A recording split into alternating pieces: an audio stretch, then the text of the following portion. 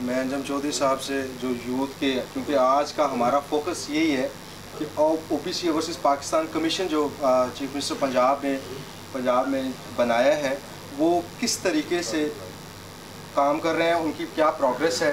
मैं चाहूँगा अंजम चौधरी साहब, क्योंकि रिसेंटली पाकिस्तान से आए हैं, इन्होंने बाकायदा उन ऑफिस में प्रैक्टिकली काम चौधरी अफजाल साहब के साथ जो चेयरमैन हैं उनके साथ ये काम भी इनको मौका मिला है कि उनके साथ काम करते रहे हैं। और मैं चाहूँगा कि ये कुछ हमें थोड़ा सा बताएं कि ओबीसी ओवरसीज़ पाकिस्तान कमीशन कैसे काम कर रहा है, क्योंकि हमारी ओवरसीज़ वालों की, आपका तलब भी ओवरसीज़ से है, हमारी बहुत सारी उम्मीदें वाबस्ता हैं, तो आप इसके मतलब थोड़ा सा। बिस्मिल्लाहिर्रहमानिर्रहीम। बैठ के तो सब बहुत शुक्रिया। बिस्मिल्लाहिर्रहमानिर्रहीम। सबसे पहले तो मैं मोहतरम मिनिस्टर साहब का बहुत शुक्रगुजार हूँ कि उन्होंने अपना एक कीमती वक्त निकाला, तशरीफ लेके आए। और मेरे मोहतरम senior vice president Nasir Bhatt साहब, मोहतरमा MP साहबा मलिक रियाज साहब, बाबू जी, मेरे मोहतरम सारे दोस्त, OPC जो ओवरसीज़ पाकिस्तान कमीशन जिसके incharge chairman chief minister Punjab भी हैं, शहबाज शरीफ साहब हैं, उन्होंने अब तक जो है तकरीबन 1540 ऑलरेडी केसेस दर्ज हो चुके हैं। 1540 केसेस आज तक जो है ना वो दर्ज हो चुके हैं, इसलिए अल्हम्दुलिल्लाह जो है ना तकरीबन 475 बिल्कुल कंप्लीट करके ओवरसीज़ ने लास्ट 3 मंथ में कंप्लीट करके उनको लोगों को कंप्लीट करके, जिसमें लैंड ग्रैबिंग थी, जिसमें बहुत से हमारे UK के ओवरसीज़ के लोग जो रहने वाले उन लोगों के बहुत से घरों के मसाइल थे, वो उनको उनकी दोबारा उनसे कब्ज़ा लेके चाबियाँ दी गई। बेशुमार लोगों का कोई लेन देन था, उसमें वो उनको डाल के लोकल्स जो ज़िला फैसलाबाद, ज़िला लाहौर हमारे जो ओवरसीज़ लाहौर के जो इंचार्ज पूरे पंजाब के वो राना मशहूर साहब हैं, हमारे मिनिस्टर साहब, बिल्कुल वो आपको ब्रीफली आपको बताएंगे भी कि भी हमने ओवरसीज़ को कैसा और फॉल करना है। इसको मेरी तो ये ख्वाहिश है कि मिनिस्टर साहब को आपको खुद बताएंगे इंशाल्लाह ताला कि ये भाई इसको और मज़ीद कैसे फॉल किया जाए। तो ये ऑलरेडी उनके साथ काम कर रहे हैं।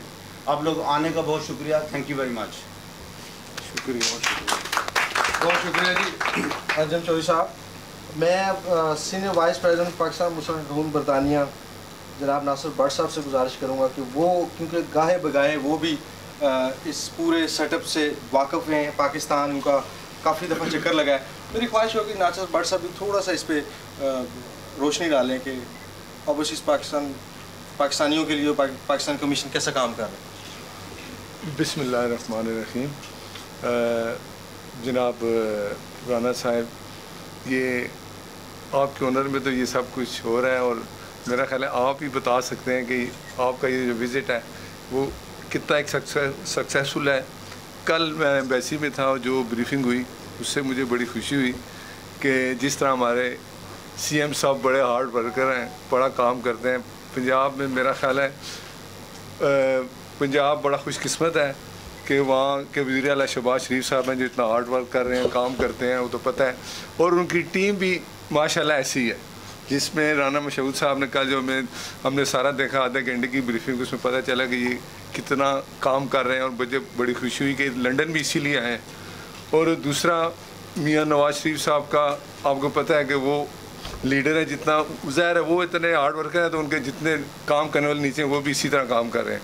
और हमारी ख्वाहिश है कि अल्लाह करे कि ये जितना, अभी तो थोड़ी प्रॉब्लम हो गई थी, आपको पता है जब जमहूरियत आती है तो लोग इसको ख़त्म करने की कोशिश करते हैं और कितने अटैक हुए हैं, जिसको कहते हैं आपके एक इल्ज़ाम खान था उसने क्या कुछ किया, लेकिन अल्लाह का फजल है वो भी लोगों के सामने आ गया कि वो इल्ज़ाम खान आखिर आज की बात बताऊं कि अब मियाँ नवाज शरीफ साहब हैं जिन्होंने उसको फिर बचा के असम्बली में लाया है, वरना उसको जो MKM वाले दूसरे ने उनके ख़िलाफ़ जो तहरीक लेके आए थे, तो फिर मियाँ साहब की क्वेश्चन से वो दोबारा वापस असम्बली में आ गए हैं।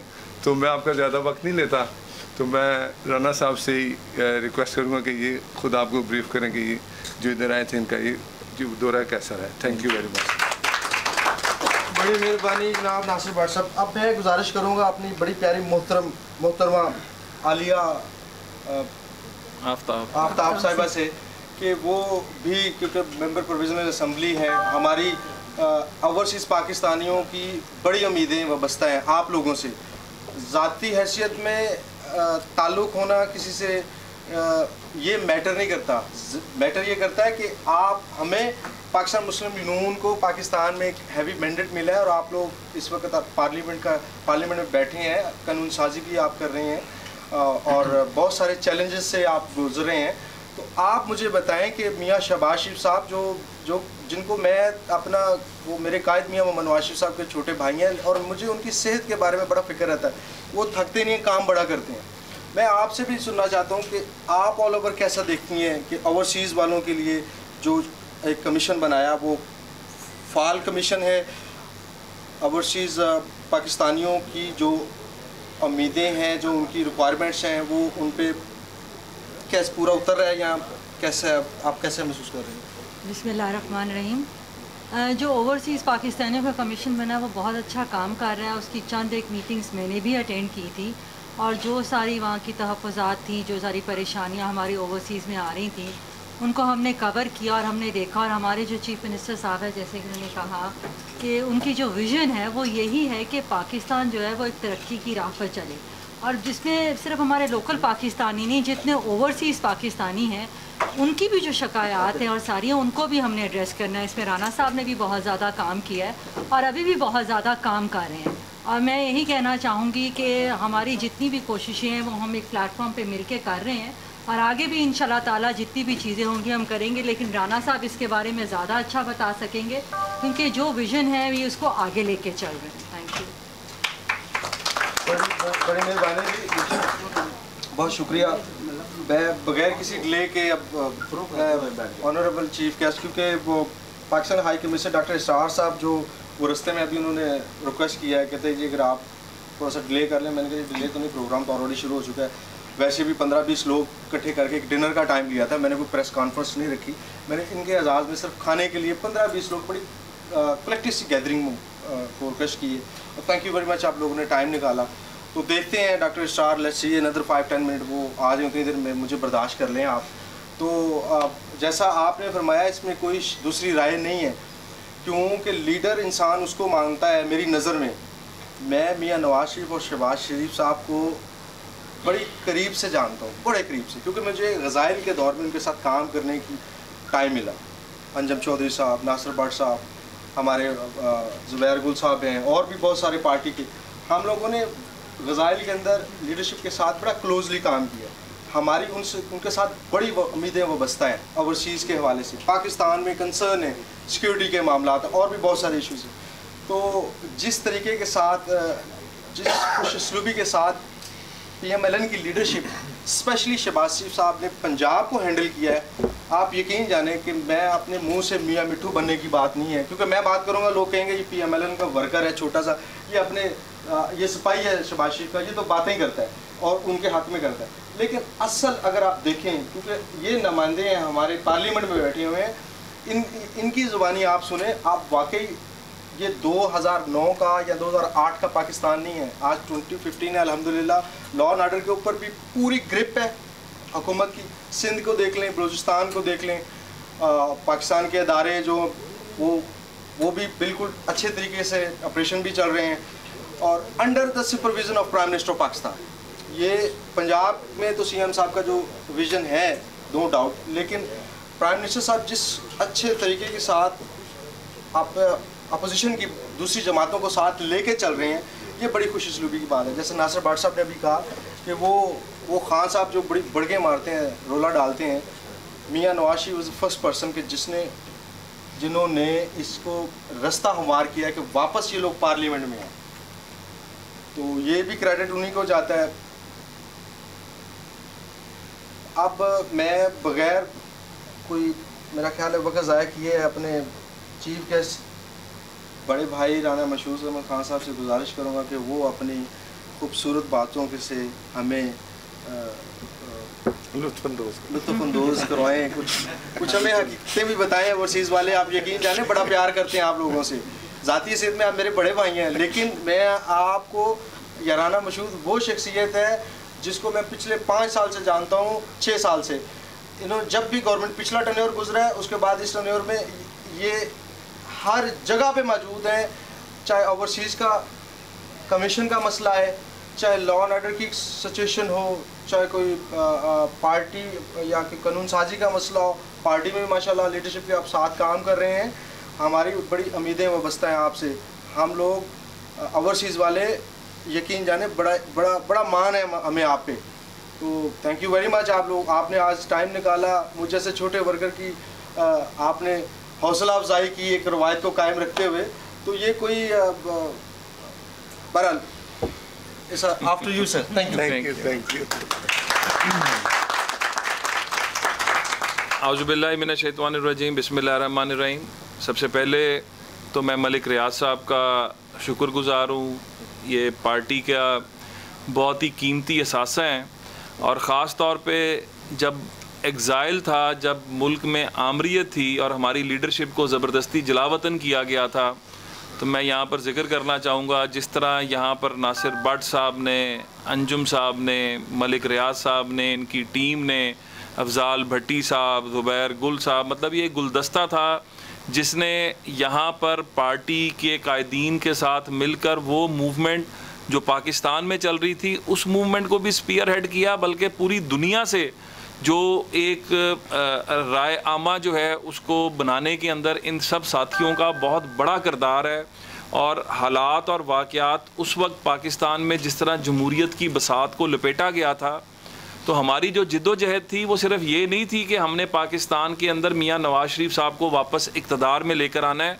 हमारी जिद्दोजहद ये थी और है कि पाकिस्तान के अंदर अदारों को इस्तेहकाम बख्शना है, पाकिस्तान के अंदर जमहूरियत को मजबूत करना है, पाकिस्तान के अंदर अकाउंटेबिलिटी जिसकी हर कोई बात करता है, हमने उसकी अमली मिसाल कायम की है। और एहतसाब का अमल ना सिर्फ जारी किया बल्कि उसके अंदर मैं ये कहूँगा कि आज अगर कराची के अंदर हालात बेहतर हो रहे हैं, आज कराची के अंदर पॉलिटिकल एक्टिविटी हो रही है, तो इसका सेहरा सिर्फ़ और सिर्फ PMLN को जाता है, क्योंकि ये वही कराची है जहाँ पर नो गो एरियाज़ थे, ये वही कराची है जहाँ पर भत्ताखोरी जो है वो अरूज के ऊपर थी और ये पाकिस्तान का हिस्सा ही नहीं लगता था।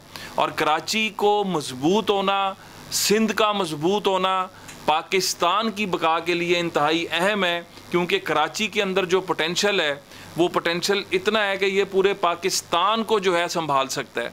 तो इसके अंदर हमने सियासत को पीछे रख के कि कहीं पर ये ना कहा जाए कि कराची के अंदर जो कुछ हम इक़दामात कर रहे हैं वो शायद हम अपने आप को सियासी तौर पर वहाँ पर मुस्तहकम करने के लिए कर रहे हैं। तो एक और मैच्योरिटी का सबूत जो मियाँ नवाज शरीफ साहब के विज़न के मुताबिक दिया गया वो ये था कि कराची के अंदर जो ऑपरेशन स्टार्ट हुए, कराची के अंदर जो काम शुरू हुआ, उसमें आपको PMLN की स्टैम्प कहीं पर नज़र नहीं आती, हुकूमत की स्टैम्प नज़र आती है। तो ये एक और विज़न है जो PMLN की हुकूमत ने दिया। इसके साथ साथ पाकिस्तान को आगे लेकर जाने का एक ही रास्ता है और वो है तालीम के ज़रिए। आज भी मैं सुबह से मेरी एसोसिएशन ऑफ कॉलेजेस जो यहाँ पर है उनके साथ मेरी मीटिंग्स थी, यूनिवर्सिटी अलाइंसेस के साथ, लीडरशिप जो इनके प्रोग्राम चल रहे हैं उसके अंदर, UK ट्रेड मिनिस्ट्री के अंदर। और अल्लाह के फजल से हमने पिछले साल जो नॉलेज पार्क का रोड शो किया था जिसके अंदर हमारे साथ दुनिया से 17 यूनिवर्सिटीज़ ने इस वक्त MOU साइन किए हुए हैं कि जिस वक्त हमारा नॉलेज पार्क का प्रोग्राम रोल आउट होना है हम दुनिया की बेहतरीन यूनिवर्सिटीज़ को वहाँ पर लेकर आ रहे हैं। आज भी हमने फ़ाइनल किया है कि अक्टूबर के महीने में चीफ़ मिनिस्टर साहब ख़ुद, जिस तरह लास्ट ईयर हमने किया था रोड शो मई के महीने में यहाँ पर चर्चिल जो है होटल उसके अंदर, इसी तरह अब अक्टूबर के महीने में हम दोबारा सेकंड रोड शो कर रहे हैं जिसके अंदर बाकायदा हमारे अब एग्रीमेंट साइन होंगे और हमारा फरवरी के अंदर जो है दुनिया की 17 बेहतरीन यूनिवर्सिटीज़ लाहौर नॉलेज पार्क के अंदर आपको नज़र आएंगी। काम बेतहाशा हो रहा है। यहाँ पर भी कल मुझसे सवाल किया गया कि जी एनर्जी के ऊपर अल्लाह के फजल से ये वो हुकूमत है, अगर आप याद करें कि 2013 के अंदर लोड शेडिंग 18 से 20 घंटे थी। 2013 में जब हमारी हुकूमत आई है आते साथ ही 2014 के अंदर हम इस लोड शेडिंग को पहले हमने 10 से 12 घंटे किया, फिर हम इसको 8 से 10 घंटे पे लाए और 2015 के अंदर ये आपको 6 से 8 घंटे तक नज़र आई लोड शेडिंग। और अब इंशाल्लाह ताला हम इसको 2016 के अंदर 4 से 5 घंटे तक लेकर जाएंगे और 2017 लोड शेडिंग फ्री ईयर होगा और पाकिस्तान लोड शेडिंग की जो है अजाब से बच जाएगा। और हमारी इकॉनमी की जो ग्रोथ है, स्टैनले मॉर्गन की रिपोर्ट्स पढ़ लें, आप फोर्ब्स को उठा के देख लें, आप मूडीज़ की रैंकिंग्स को देख लें। आज भी मेरी जहाँ जहाँ पर बात होती रही वहाँ पर अब ये है कि हर कोई ये कह रहा है अल्लाह के फजल से कि पाकिस्तान जो है is a force to reckon with. और इसके अंदर अगले 4 से 5 साल के अंदर हमारी इकॉनमी का जो बूस्ट है वो हमें अपने पैरों पे ना सिर्फ खड़ा करेगा बल्कि दुनिया इस वक्त इन्वेस्टमेंट कर रही है। चाइना 44 अरब डॉलर इन्वेस्ट कर चुका है, टर्की जो है इस वक्त 4 से 5 अरब डॉलर इन्वेस्ट कर रहा है, यू नेम इट। यूके जो है यहाँ से कई कंपनीज जो हैं इस वक्त पाकिस्तान में काम कर रही हैं। और इसके साथ साथ जर्मनी, जापान, ये आप जितनी भी दुनिया की जो बड़ी इकोनॉमीज़ हैं वो इस वक्त पाकिस्तान में इन्वेस्ट कर रही हैं, क्योंकि इस वक्त उनका कॉन्फिडेंस भी जो है बढ़ा है। और हमने जो मेरिट बेस्ड पॉलिसी लेकर आए हैं उसकी बुनियाद पर वहाँ पर जो प्रोजेक्ट स्टार्ट हो रहे हैं उसके अंदर भी जो इन्वेस्टमेंट आ रही है। और इस तमाम चीज़ों के साथ साथ जो हमारा फोकस है वो ये है कि पाकिस्तान में जब भी बुरे हालात होते हैं पाकिस्तान के ऊपर, तो पाकिस्तान को जो लाइफ लाइन देते हैं वो हमारे ओवरसीज़ के दोस्त और साथी जो हमारे एक्सपेट्रिएट्स हैं वो देते हैं। और मियां शहबाज शरीफ साहब का ख़ास तौर पर ये हमेशा से रहा है। हम 2008 के अंदर भी हमने ओवरसीज़ के लिए जो है वहाँ पर एक डेस्क बनाया था जिसने काम किया, लेकिन हमारा था कि हम कोई इस तरह की चीज़ लेकर आएँ जिसके अंदर हमारे दोस्तों और साथियों को दफ्तरों के चक्कर ना लगाने पड़े। हमारे जो साथी यहाँ से जाते हैं उनकी जो प्रॉब्लम्स हैं उनके प्रॉब्लम्स का जो हल है वो हम वन विंडो ऑपरेशन के ज़रिए करें। और मैं और शहबाज शरीफ साहब जब हमारी हुकूमत 2013 में दोबारा आई तो 2013 के अंदर ही हम जब इंडिया गए और इंडिया के अंदर जो NRIs का जो उनका नॉन रेजिडेंट इंडियंस के लिए जो कुछ उन्होंने किया हुआ है, चीफ मिनिस्टर साहब ने वहाँ पर विज़िट किया, वहाँ पर उस तमाम सिस्टम को देखा। उस सिस्टम को देखने के बाद क्योंकि पूरी दुनिया के अंदर जो है NRIs जो मतलब जो नॉन रेजिडेंट्स हैं उनकी जो सबसे बड़ी है वो इंडिया के अंदर है, तो जो इंडिया ने सिस्टम डेवलप किया था हमने उस पूरे को विज़िट किया। और उसके बाद आकर हमने 2-3 कंट्रीज़ और जिसके अंदर हमने ये देखा कि जहाँ जहाँ पर भी बहुत ज़्यादा कंसंट्रेशन है उन ममालिक ने अपने अपने मुल्कों में मलेशिया का मॉडल हमने उठाया। और इन तमाम को स्टडी करने के बाद हमने प्रॉपर लेजिस्लेशन की इसके ऊपर। और हमने जो ओवरसीज़ कमीशन है ये ऐसे नहीं है कि कोई किसी एग्जेक्टिव ऑर्डर के ज़रिए बनाए, इसके ऊपर प्रॉपर हमने इसके ऊपर जो है लेजिस्लेशन करवाने के बाद। और अब हाल आज ये है अल्लाह के फजल से कि हमारे पास जितनी भी शिकायत आती हैं, जो कंप्लेंट्स आती हैं वो ऑनलाइन हम रिसीव करते हैं। और जो डिपार्टमेंट जिस मुतलका डिपार्टमेंट से मुतलका ये कंप्लेंट होती है वो उसने विदिन 48 आवर्स इसका जवाब देना होता है। और अगर वो 48 आवर्स के अंदर जवाब नहीं देते हैं तो बाकायदा हमने एक सिस्टम इस तरह का बनाया है कि उनसे फिर बाकायदा पूछा जाता है कि 48 घंटे के अंदर अंदर आपने इसको रिस्पॉन्ड क्यों नहीं किया। इस सिस्टम को जब हमने लॉन्च किया था तो हमारे पास आज के दिन तक, जिस तरह अंजुम साहब ने बताया कि जो हमारे पास कंप्लेंट्स आई, जो सबसे खूबसूरत बात है कि पहले तो लोगों को एतबार ही नहीं था कि इस तरह करके काम हो रहा है। आहिस्ता आहिस्ता जब हमने उनके इश्यूज़ को रिज़ॉल्व करना शुरू किया, आप यकीन करें कि यहाँ पर कई ऐसे मामला थे कि जिनके मसले 20-20 साल से 25-25 साल से लटके हुए थे। और हमने उनको विदिन 2 मंथ्स जो है ये जो 445 कंप्लेंट्स का रिड्रेसल हमने किया है, ये एक अपने तौर पर एक बहुत बड़ी मिसाल है। और जिस तरह हम कंप्लेंट्स का रिड्रेसल कर रहे हैं उस तरह अब कंप्लेंट्स की तादाद भी बढ़ती जा रही है। और हमने अब ये सिस्टम भी लेकर आ रहे हैं क्योंकि बहुत ज़्यादा मसले हैं प्रॉपर्टी के। जो ओवरसीज़ के लोग हैं, किसी ने प्रॉपर्टी बनाई, वो उनके ख़ानदान के लोगों ने जो है उसके ऊपर कब्ज़ा कर लिया, या उन्होंने किराए पे दी तो किराएदार जो है उसने जो है वो उसके ऊपर कब्ज़ा कर लिया। तो हमने अब एक मीटिंग हमने रखी हुई है। पहले तो वैसे हमारा इरादा यही था कि 25 से 27 के दरमियान में ओवरसीज़ कमीशन के जो हैं कमिश्नर अफजाल भट्टी साहब वो सारी टीम के साथ यहाँ पर आएंगे और एक रोड शो जो है ओवरसीज़ कमीशन के हवाले से यहाँ पर करेंगे। लेकिन 1-2 चीज़ों की वजह से वो थोड़ा डिले हुआ और हम शायद इस महीने में या इससे अगले महीने के अंदर जो है ये रोड शो हम यहाँ पर रखेंगे जिसके अंदर बाकायदा विद पावर पॉइंट्स हम आपको प्रेजेंटेशन देंगे जिसमें हम बताएंगे कि हमें कितनी कंप्लेंट्स जो है रिसीव हुई, कितनों का हमने हल निकाला और इसका सिस्टम किस तरह एक बड़ा वाइब्रेंट किस्म का हमने सिस्टम बनाया है। और इसके ऊपर जो है हम चीफ मिनिस्टर साहब मंथली इसको खुद मॉनिटर कर रहे हैं, मतलब उनका इंटरेस्ट इतना ज़्यादा है कि इस ओवरसीज़ कमीशन को वो खुद जो मंथली उनकी कारकर्दगी होती है उसको वो खुद देखते हैं। और इसके बाद हमने तमाम डिस्ट्रिक्ट्स के अंदर जो है हमने ओवरसीज़ कमीशन के जो हैं हमने यहाँ वहाँ पर चेयरमैन बनाए हैं जो अपने अपने डिस्ट्रिक्ट्स के अंदर देखते हैं ओवरसीज़ के हवाले से जो मैटर्स हैं उनको। और अब अगला जो है वो हम ये है कि हम इनके डेस्क जो हैं वो हर कंट्री के अंदर जहाँ पर पाकिस्तानियों की ज़्यादा कंसंट्रेशन है हम वहाँ पर अब इस पर भी सोच रहे हैं कि हम इनके डेस्क्स जो हैं वो उन शहरों के अंदर उन मुल्कों के अंदर भी बनाएं और इसके अंदर हम अपने तमाम दोस्तों और साथियों की मुशावरत से जो है इसके सिलसिला कार को मज़ीद वसी करें। तो मैं ये समझता हूँ कि इस वक्त विज़न जो है मुस्लिम लीग नून का मियाँ नवाज शरीफ साहब की क़यादत में वो ये है कि पाकिस्तान जिससे मैंने जिस तरह कल भी कहा था कि 1998 के अंदर इंडिया हमसे हमारी सरप्लस बिजली ख़रीदने का मुआहदा कर रहा था और आज ये हाल है कि हमारे पास बिजली का जो बहरान है ये सिर्फ़ और सिर्फ जो पीछे हुकूमतें आती रहीं उनकी नाअहली की वजह से, उनकी करप्शन की वजह से। और हमने अल्लाह के फजल से इन सवा दो सालों के अंदर हमने बहुत ही बड़े चैलेंजेस थे। हमने ना सिर्फ अपने ज़र मुबादला के ज़खायर को बढ़ाया, हमने अपनी क्रेडिबिलिटी को इम्प्रूव किया। और जिस तरह मैंने पहले बताया कि दुनिया पाकिस्तान में आ रही है और इन्वेस्टमेंट कर रही है। और मैं ये समझता हूँ कि जब मैं देखता हूँ कि लोग क्रिटिसाइज़ कर रहे होते हैं तो हमने जो जिस तरह का पाकिस्तान हमारे पास आया था, जो कर्ज़ों के बोझ तले दबा हुआ पाकिस्तान था, जिसका ख़जाना खाली था, जिसके अंदर लोगों की काम करने की जो है कोई उनके अंदर नहीं थी, हमने 2 साल के अंदर जो है उसका टर्न अराउंड किया है। और अब इसके जो बेनिफिट हैं वो हर आने वाले दिन में आपको नज़र आ रहे होंगे। हर आने वाले दिन में आप यहाँ पे देखें कि तेल जो है, जो पेट्रोल है, उसके से लेके पाकिस्तान के अंदर इस वक्त जो अशियाए ज़रूरी हैं, जो रोज़ डेली कमोडिटीज़ हैं, उनकी प्राइस पिछले 15 साल के अंदर सबसे कम तरीन लेवल के ऊपर है। तो ये हमने एक बहुत बड़ी अचीवमेंट की है। और हम इसके साथ साथ जो हमारे बाकी प्रोजेक्ट्स हैं, एनर्जी से स्टार्ट करके, जो सबसे बड़ा काम मैं समझता हूँ लॉ एंड ऑर्डर की सिचुएशन को बेहतर करना। अब पाकिस्तान के अंदर ना कोई गुड तालिबान है ना कोई बैड तालिबान है। जो पाकिस्तान के आइन के ख़िलाफ़ है वो पाकिस्तान का दुश्मन है।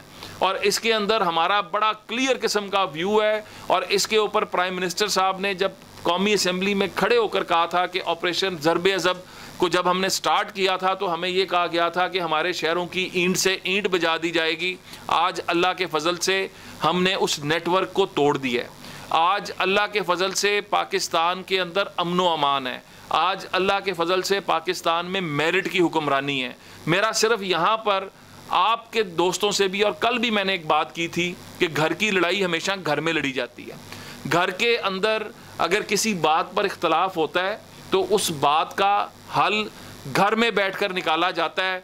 आज धांधली का इल्ज़ाम लगाने वाले, आज करप्शन का इल्ज़ाम लगाने वाले जब अपने इल्ज़ामात साबित नहीं कर सके और यह हालत यहाँ तक आ गई कि उनकी अपनी असेंबलियों में रहने के ऊपर जो है क्वेश्चन मार्क बन गया। और उनको हमने फिर, ये वो मियाँ नवाज शरीफ साहब हैं जिन्होंने आज तक इनके मुखालिफ जो हैं इंतहाई गंदी ज़ुबान इस्तेमाल करते रहे। और इस मैच्योर पॉलिटिशियन ने जो पाकिस्तान को इकट्ठा करने का, पाकिस्तान को आगे लेकर जाने का सबब है, उन्होंने इंतहाई ज़्यादा जो है उन्होंने सबूत दिया बुर्दबारी का, तहम्मुल का। मैं खुश आमदीद कहता हूँ। मेरा ख्याल है कि आप लेट हो गए थोड़े। स्ट्राइक थी ट्रेन की, इसलिए माफ़ी है। आ जाए नहीं, आज ये हमें सबको देना चाहिए जो ट्रैफिक का हाल है और सारा इनकी हिम्मत आ गई। फिर भी क्या हाल है? ठीक ठाक है जी, आइए प्लीज़ हैव अ सीट। तो खैर मैं कह ये रहा था कि इस वक्त हमारा विज़न, हमारी कमिटमेंट वो ये है कि हमने पाकिस्तान को अपने पैरों पे खड़ा करना है। हमने पाकिस्तान का जो खोया हुआ मुकाम है अक़वाम आलम में वो उसको वापस दिलवाना है।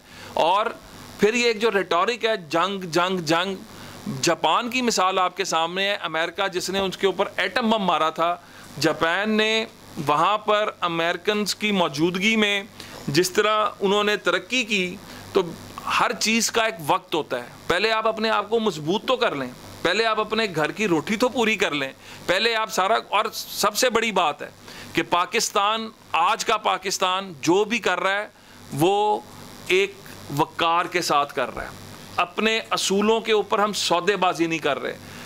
कई इश्यूज़ आए, यमन के अंदर जो हालात हुए सऊदी हुकूमत के साथ, बरतानिया, मैं पिछले साल जब यहाँ पर हमने ब्रिटिश प्राइम मिनिस्टर को जो ब्रीफिंग्स दी, जब हमने ब्रिटिश कैबिनेट को ब्रीफिंग्स दी, तो वहाँ पर जो भी बात हुई हमने कहा कि आप हमारे साथ जो भी काम करेंगे हम उसके ऊपर कोई शर्त नहीं रखेंगे, गैर मशरूत तरीके से और इक्वलिटी की बेसिस पे। आज पाकिस्तान अगर अमेरिका से बात कर रहा है, दुनिया के दूसरे मुल्कों से बात कर रहा है, तो हम इक्वलिटी की बेसिस पे कर रहे हैं। आज पाकिस्तान में जो इन्वेस्टमेंट आ रही है उसके पीछे कोई हिडन एजेंडा नहीं है, सब कुछ शफाफ है, मीडिया आज़ाद है। कुछ लोग जो इल्ज़ामात लगाते हैं हम उनको खुलकर कहते हैं कि आपके जो इल्ज़ामात हैं, आप कौम को इस वक्त ज़रूरत है हौसला देने की, ज़रूरत इस अमर की है कि हम पूरी दुनिया को आप देखें, हर कोई अपने मुल्क को ग्लोरीफाई करता है, इस तरह करके पेश करता है दुनिया के आगे कि हर कोई कहता है कि इनके मुल्कों में कोई मसला नहीं। मसले हर मुल्क में होते हैं, मसले हर जगह पर हैं, लेकिन आज ज़रूरत इस अमर की है कि हम सब मिलकर अपने मुल्क का असली चेहरा दुनिया के आगे लाएं, दुनिया को इस बात पर लेकर आएं कि जो दुनिया पाकिस्तान की तरफ माइल हो रही है, आप सब एम्बेसडर्स हैं पाकिस्तान के, आप सब अपनी अपनी जगह पर। मैं फिर कहता हूं कि जो लोग इन्वॉल्व हैं, अगर कोई किसी की करप्शन है, किसी का कुछ है, आपका इख्तियार है, आपका ये फ़र्ज़ है कि आप उसको एक्सपोज करें, लेकिन आपका ये भी फ़र्ज़ है कि अगर कुछ नहीं है और अच्छी चीज़ें हो रही हैं, उन अच्छी चीज़ों को भी दुनिया के आगे हाईलाइट करना चाहिए। तो मैं ये समझता हूँ कि हम सब ने मिलकर, हम सब पे जो छाप है, हम सब की जो पहचान है, हम सब की जो शनाख्त है, वो पाकिस्तान है। और पाकिस्तान की जो नौजवान नस्ल है, जो यूथ है पाकिस्तान की, उसको इंगेज करने के लिए जो हुकूमत पाकिस्तान, हुकूमत पंजाब जो काम कर रही है, जो पॉजिटिव मेजर्स हम ले रहे हैं, उसको आप बिल्कुल ओपनली इनके साथ शेयर करें, ताकि ये नौजवान नस्ल जो है पाकिस्तान से दूर ना हो जाए, पाकिस्तानियत इसमें ख़त्म ना हो जाए। और ये जितनी हम ये मीडिया के अंदर देखते हैं कि जो मतलब ब्रेकिंग न्यूज़ और जो जिनकी फिर बाद में कई चीज़ों की जो है वो मतलब वो नहीं होती ऑथेंटिसिटी, तो उसका नुकसान और किसी को नहीं हो रहा, हमारे अपने लोगों को हो रहा है, हमारे अपने इमेज को हो रहा है। मैं आप सबका एंड पे फिर बहुत शुक्रगुजार हूँ। कल मैं पाकिस्तानी हाई कमीशन के अंदर जिस तरह अब एक वाइब्रेंट किस्म की मैं समझता हूँ टीम वहाँ पर बैठी हुई है, और वो जिस तरह इंगेज कर रही है, जिस तरह वो हमारे यहाँ पे एक्सपेट्रिएट्स के साथ और हुकूमत का विज़न जिस तरह वो लेके चल रही है, मैं उनको भी ख़ास तौर पर मुबारकबाद देता हूँ। एट दी एंड मैं मलिक रियाज साहब का शुक्रगुजार हूँ कि इन्होंने भी जो है टाइम निकाला, दोस्तों को इकट्ठा किया और मुझे फिर मौका दिया कि मैं बात कर सकूँ। नासिर भट्ट साहब, मैं ख़ास तौर पे यहाँ पे जो हमारे अंजुम साहब हैं, मैं इन सब को बहुत ज़्यादा मुबारकबाद देता हूँ। और मेरा छोटा भाई किधर गया है, भट्ट साहब जो बैठे हैं, ये मैं फ़ारूक जो है, ये बिल्कुल मतलब मैं आप सबका बहुत शुक्रिया अदा करता हूँ। थैंक यू जी। जी प्लीज़ जी। अब ये बताइए कि पंजाब असम्बली में क्या अपोजिशन कुछ शिफ्ट होने जा रही है? जो जुडिशल कमीशन का फैसला आया, उस फैसले के बाद आप समझते हैं कि पीपल्स पार्टी से अपोजिशन शिफ्ट होकर कहीं और जा रही है पीटीआई के पास, या आप समझते हैं कि आने वाले दिनों में आपका अपोजिशन जो है वो होगा कौन? देखें, सबसे बड़ी बात है कि जो हुकूमत होती है ना, उसकी सबसे बड़ी अपोजिशन जो है ना, वो खुद ही, हम अपनी अपोजिशन खुद ही होते हैं। क्योंकि अगर हम अच्छा काम नहीं करेंगे तो हम अपने, ये देखें एक चीज़ जो मैं समझता हूँ, और ख़ास तौर पर महज़ब माशरों में बैठ के, कि इख्तियार ये अवाम के पास है। अवाम, हमें अवाम के ऊपर भरोसा करना चाहिए और हमें काम वो करने चाहिए जिससे अवाम के फ़लाह बहबूद हो। और अगर आप अच्छा काम करेंगे तो आपकी कोई अपोजिशन नहीं है, और अगर आप अच्छा काम नहीं करेंगे तो अब पाकिस्तान में एक ट्रेंड बड़ा खुलकर सामने आया है। आप तो अच्छा काम करें, इसका मतलब आपकी कोई अपोजिशन नहीं है। देखिए, मैं ये समझता हूँ पाकिस्तान के अंदर इस वक्त कोई, मेरी नज़र के अंदर कोई इस तरह की अपोजिशन नहीं है जो ख़तरा हो हुकूमत के लिए। और दूसरी बात ये है कि 2008 के इलेक्शन में देखें कि अवाम ने उस वक्त की बरसरे इक़्तिदार जमात को इस बुरी तरह फारिग किया क्योंकि उसने अवाम के लिए कोई काम नहीं किए थे। 2013 के अंदर जो बरसरे इक़्तिदार जमात थी उसको अवाम ने इस तरह फारिग किया। तो पाकिस्तान के अंदर अब शऊर भी आ चुका है, पाकिस्तान की अवाम में अवेयरनेस भी आ चुकी है और इस अवाम पर हमें भरोसा करना चाहिए।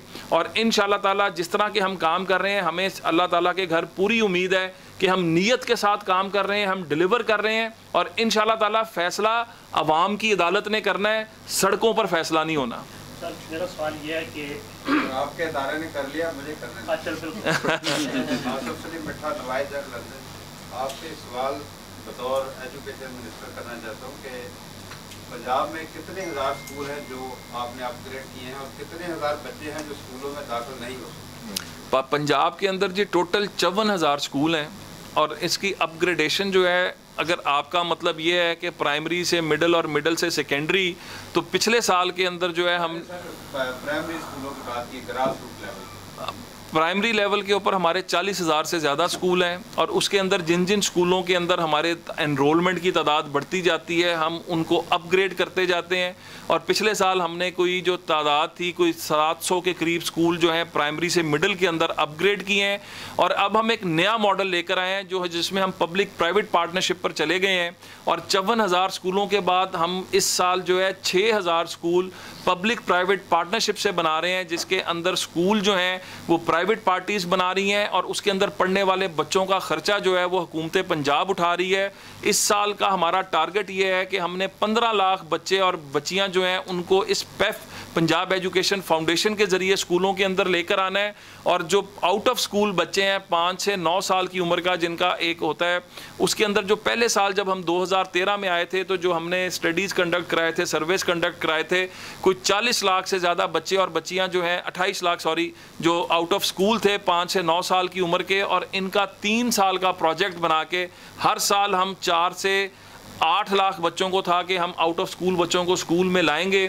और 2017 तक हमारा है कि ये जो बैकलॉग है, जो बच्चे आउट ऑफ स्कूल हैं, इनको स्कूलों में लेकर आएंगे। इसमें खाली स्कूल एजुकेशन डिपार्टमेंट नहीं, इसमें basic and non formal education, वो बच्चे और बच्चियां जो मजदूरी करते हैं, काम करते हैं, जो रिमोट एरियाज़ में रहते हैं, हमने इसमें डिफरेंट स्पेशल एजुकेशन डिपार्टमेंट, इन तमाम को इन्वॉल्व करके हमने एक बहुत बड़ी मूवमेंट शुरू की हुई है। और अल्लाह के फजल से 2017 तक हम तमाम आउट ऑफ स्कूल बच्चों को स्कूलों में लाएंगे। इस वक्त तक सर कितने लाख बच्चे हैं जो स्कूल नहीं जा सकते? मैंने आपको बताया ना 2.2 जी बिल्कुल, वो 2.8 मिलियन है पंजाब के अंदर और जिसको हम कैटर कर रहे हैं। 3 सर्वेज हैं, 2.8 मिलियन से लेके 4 मिलियन तक की तादाद आती है।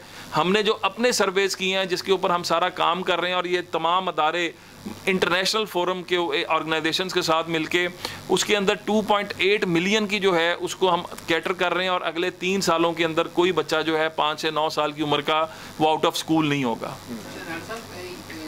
एजुकेशन मिनिस्टर ने आप इस बात को जानते हैं कि पंजाब के अंदर और ख़ासतौर पर बड़े शहरों में जो तबकाती निज़ाम है वो बढ़ता जा रहा है। लोग प्रेफर करते हैं कि उनके बच्चे प्राइवेट स्कूल में अच्छी तलीम लें, गवर्नमेंट स्कूल में रुझान वही दाखिल कराता है जो अफोर्ड नहीं कर सकते। क्या कोई ऐसी प्लानिंग है आपके ज़हन में कि एजुकेशन का निज़ाम जो है वो बराबरी की सतह पर हो जाए, अमीर का बच्चा और ये गरीब का बच्चा एक ही किताब पढ़ सके? देखें, आपको ये सुनकर हैरानी होगी कि हमारे इस वक्त जो बच्चे स्कूलों में जाते हैं वो कोई 2.25 करोड़ के करीब हैं जो हर साल स्कूलों में जाते हैं। इसके अंदर 1 करोड़ 30 लाख बच्चे सरकारी स्कूलों के अंदर हैं और बाकी बच्चे जो हैं वो प्राइवेट स्कूल्स के अंदर हैं।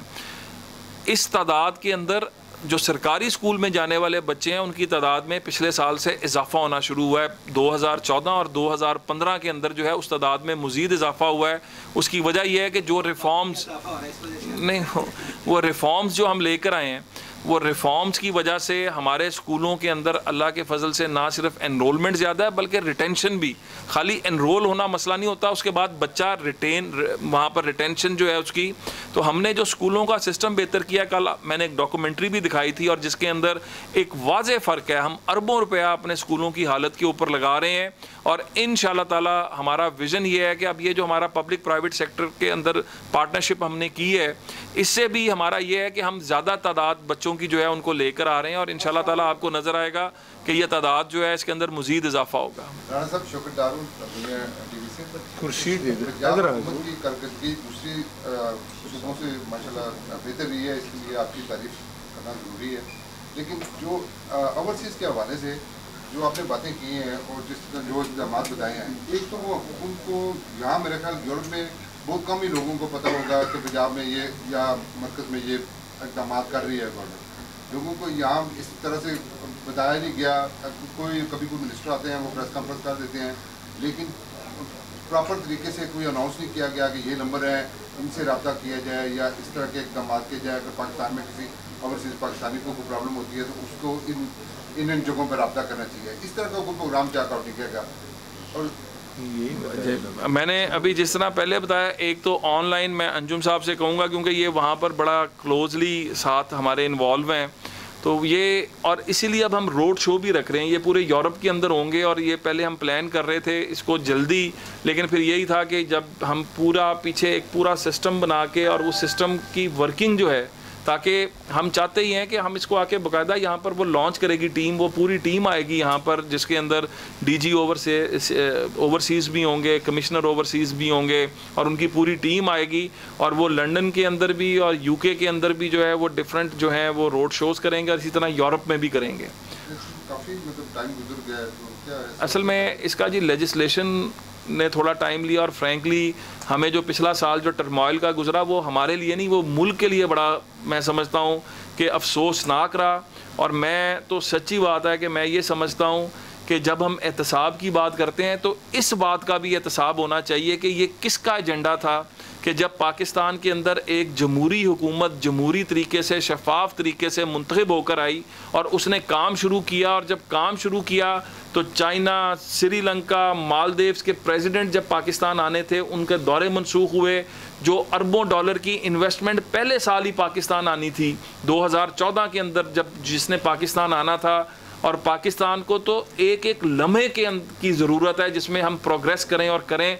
तो आज कौम को इस बात का भी एहतसाब करना चाहिए कि जिन्होंने झूठ बोलकर पाकिस्तान का रास्ता खट्टा करने की कोशिश की, आज उनका एहतसाब किसने करना है। राणा साहब, आप अभी थोड़ी देर पहले कह रहे थे कि ओवरसीज कमीशन का क़याम जो है उसकी ना तो आइन में कोई अमेंडमेंट हुई है, ना असेंबली ने पास किया है, ना उन्हें कोई पावर मिल सकी है। आप कहते हैं कि पंजाब से या पाकिस्तान में मतलब कि जो भी हैं या ओवरसीज वहाँ जाकर सरमायाकारी करें, उनको किस किस्म की सहूलत मिल रही है? उनकी जायदादों पे कब्जे हो रहे हैं, उनकी जायदादों पे कब्जे करने वाले खुद हुकूमती MP और MNA हैं। मैं पिछले 2 वीक से 3 वीक से मुल्तान में हूँ और एक ये मेरे साथ ये भी मेरे साथ ही गए थे। एक तरफ तो आप सरमायाकारी के लिए यहाँ बैरून मुल्क दौरे करते हैं, हुकूमत कहती है कि बैरून मुल्क सरमायाकार पाकिस्तान में सरमायाकारी करे। कौन सरमायाकारी करेगा? जो जिनके जायदादें इनके अभी तक कब्जा ग्रुपों से निजात नहीं मिल सकी। इसके मुताबिक बताएं कि वो कब्जा ग्रुप जो है पहली अच्छा होगी बात, कब्जा ग्रुप जिनके बारे में मैं खुद जाके सर्वे भी किया, उन लोगों से मिला भी हूँ, उनके पीछे पंजाब के MNA भी हैं, MPA भी हैं और खुद हुकूमती अहदेदार हैं उस सिलसिले में। और आपका कमीशन जो है वो हाथ उठा के कहता है जी आइन में उसकी कोई वो नहीं है, जब तक हमें पावर नहीं मिलती हम उनका कुछ भी मतलब कुछ नहीं किया जा सकता। तो ये क्या सिविल जज जो है वो भी 5-5, 10-10 साल लंबा लटका देते हैं इन केसों को। तो क्या ओवरसीज क्या सरमायाकारी करेंगे? इस सिलसिले में बताएं कि आपकी पॉलिसी क्या होगी? बात को ऐड कर रहा हूँ, कब्जा ग्रुप कब्जा करके वो मैं भी इसको सफर किया मैंने, ये भी कब्जा ग्रुप का शिकार है। लगा के किसी डील से स्टे ले आते हैं और वो अपना जो भी कमीशन बनाया है वहाँ जाए तो वो कहते हैं अदालत में मामला है, हम कुछ नहीं कर सकते। इसलिए कोई लेजिस्लेशन इस तरह की हो कि जो कोर्ट में मामला हैं उसको भी कमीशन डील करे ताकि रिलीफ मिले। अब दोनों की होगी जी। बात ये है कि जिस वक्त हमने कमीशन बनाया था ना जी, और कमीशन के ऊपर हमने बड़ी सोच विचार के बाद बनाया। अब इसमें डिफरेंट इसकी कैटेगरीज़ हैं।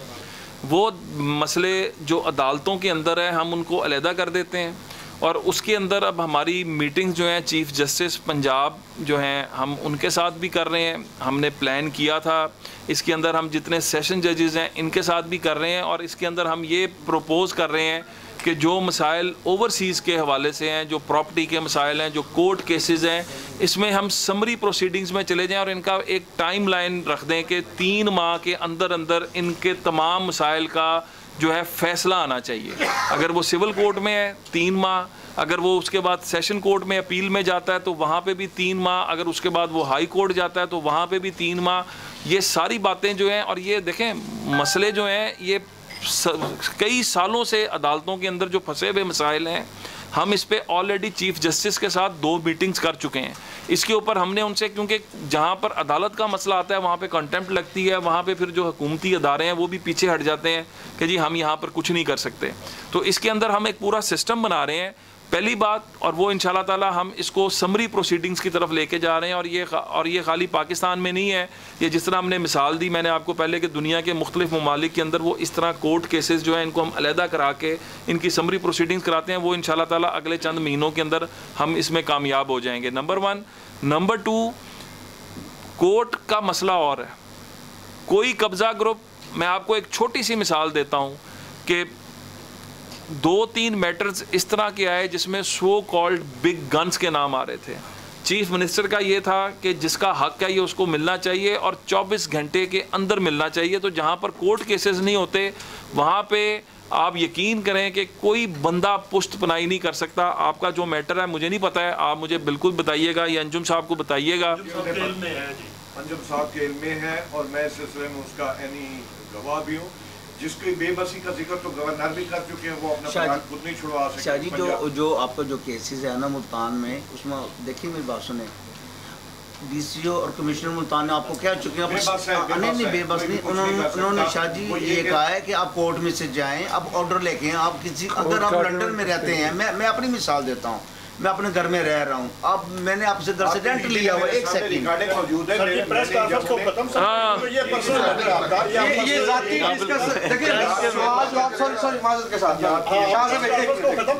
आपका जो जाती तहफ़्फ़ुज़ात नहीं है, आज आपके साथ जो दोस्त आए हैं वो एक मिनिस्टर यहाँ हमारे मेहमान है आए हैं, वो हम बेसिकली बैठ के खाना खाते हैं, ड्यूरिंग डिस्कशन करें, आउट ऑफ द वे जाके भी ओवरसीज के हमारे भाई हैं। अब बहुत कैसी शायद जो BBC का जो डॉक्टर शायद है उसका घर छूटा है ना, यही वजह है कि नहीं यहाँ पे तो कई मिसालें हैं। मतलब देखें ना, बात ये है कि एक चीज़ शुरू हुई है, अब आप कहते हैं कि फौरी अब शुरू हुई है तो बस अब काम भी, मतलब हर चीज़ के सिस्टम को बनते और सिस्टम को इम्प्लीमेंट होते टाइम लगता है जी।